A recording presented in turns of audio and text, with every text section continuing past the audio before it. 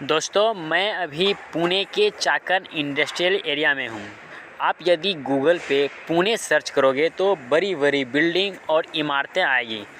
वहाँ से घर बैठे देखने पे ये लगता है कि हम जहाँ पे जॉब करेंगे वो जगह कितनी खूबसूरत है। भले ही हमारी सैलरी 15,000 हो, 12,000 हो, लेकिन वहाँ पे हमें सुकून देखने को मिलेगा। लेकिन दोस्तों, हकीकत कुछ और ही है। जब आप पहली बार यहाँ पे जॉब सर्च करने के लिए आते हो, पुणे स्टेशन उतरते हो, तो पहला संघर्ष आपका स्टार्ट हो जाता है ऑटो वाले के साथ। अगर आप शुरू में अनजान हो तो वो आपसे 500 रुपये, 700 रुपये, 800 रुपये या फिर किसी अनजान लोगों से एज ए फ्रेशर कैंडिडेट से 800 से 1000 रुपये भी ले लेते हैं। जैसे तैसे करके हम इंडस्ट्रियल एरिया पहुंचते हैं जॉब सर्च करने के लिए। तो यहाँ भी हमारे पास 3-4 तरह के ऑप्शन होते हैं सिर्फ ज्वाइनिंग करने के लिए।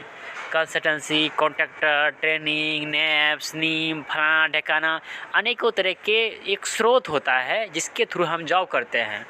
और हमें इस स्रोत के बारे में पता ही नहीं होता है कि हम किस में ज्वाइन करेंगे तो हमारे लिए बेटर रहेगा। कॉन्ट्रैक्टर वाला कहता है आपको पीएफ मिलेगा, और जो ट्रेनिंग में ज्वाइनिंग करवाता है वो बोलता है हमें सर्टिफिकेट मिलेगा।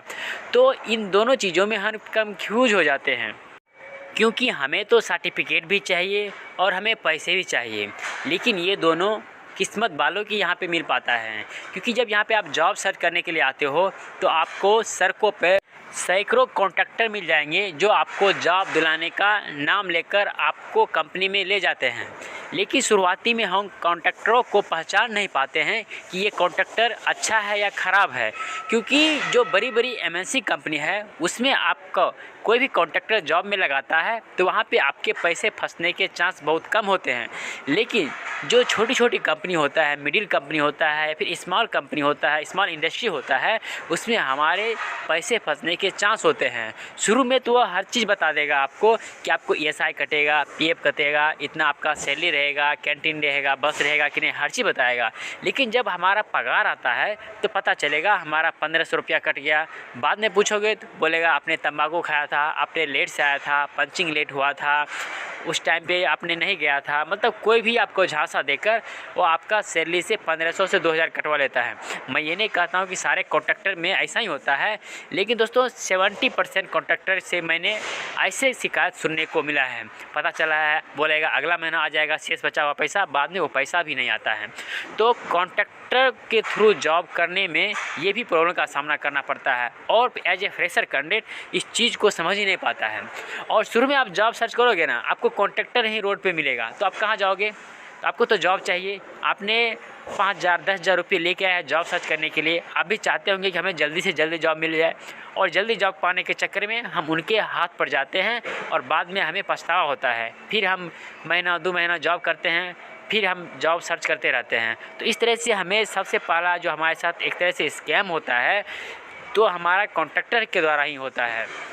उसके बाद दूसरा जो होता है हमारे रूम को लेकर होता है। रूम में क्या होता है कि जॉब तो मिल जाएगा, उसके बाद दूसरा हमें ढूंढना पड़ता है रूम। रूम भी दोस्तों आपको बहुत मुश्किल से मिलता है। आपको 3 से 4 किलोमीटर पैदल चलना पड़ता है। आपको अलग अलग तरह के रूम मिलेंगे। कोई भी रूम वाला आपको 4 से 5,000 से कम में आपको नहीं देखने को मिलेगा। और जो टपरी टाइप का रूम होता है, चदरा टाइप का रूम होता है, एल्वेस्टर का रूम होता है, वो आपको 3,000 में देखने को मिलता है। और वो इतना गंदी भरी रहता है कि आप उतना गंदगी में आप कभी अपने गांव में, अपने घर में भी नहीं रहोगे। तो सोचो दोस्तों, एक ITI, डिप्लोमा, बीटेक कैंडिडेट जो जॉब सर्च करने के लिए आते हैं वो उस तरह के गंदे रूम में कैसे रहेंगे? आपको लगता होगा कि मैं ये ऐसे ही बोल रहा हूँ, लेकिन दोस्तों हकीकत है। मैं खुद दोस्तों ऐसा रूम में रहता था शुरुआत में कि जहाँ पे दीवारों पे लगता था कि पूरा थूका हुआ है, फिर भी मैं उसमें जीवन यापन करता था। लेकिन अभी कुछ और बात है। लेकिन एज ए फ्रेशर कैंडिडेट को रूम में जितना आपको जॉब सर्च करने में प्रॉब्लम होता है उतना ही प्रॉब्लम आपको रूम सर्च करने में होता है, क्योंकि मैंने आपको पहले ही बताया कि आपको रोड चलते आपको कॉन्ट्रैक्टर मिल जाएंगे जो आपको जॉब दिलाएगा, लेकिन रोड चलते आपको रूम का ऑनर नहीं मिलेगा जो आपको रूम दिलवाएगा, जो आपको रूम दिलाने में मदद करेगा। इसीलिए दोस्तों आप सबसे पहले यहाँ आओ तो रूम का पता करो, रूम का जुगाड़ करो। रूम का जुगाड़ अच्छे से हो जाएगा तब जाके दोस्तों आप जॉब का जुगाड़ करो।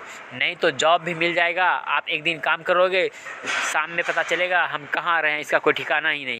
तीसरा स्कैम जो हमारे साथ होता है यहाँ पे, हमारे से एक तरह से धोखा होता है कि यहाँ पे आपको 70% कंपनी जो होता है वहाँ पे आपको 12 घंटा शिफ्ट देखने को मिलता है, 12 घंटा शिफ्ट देखने को मिलता है, जहाँ पे आपको सुबह 8 बजे से शाम 8 बजे तक काम करना पड़ता है।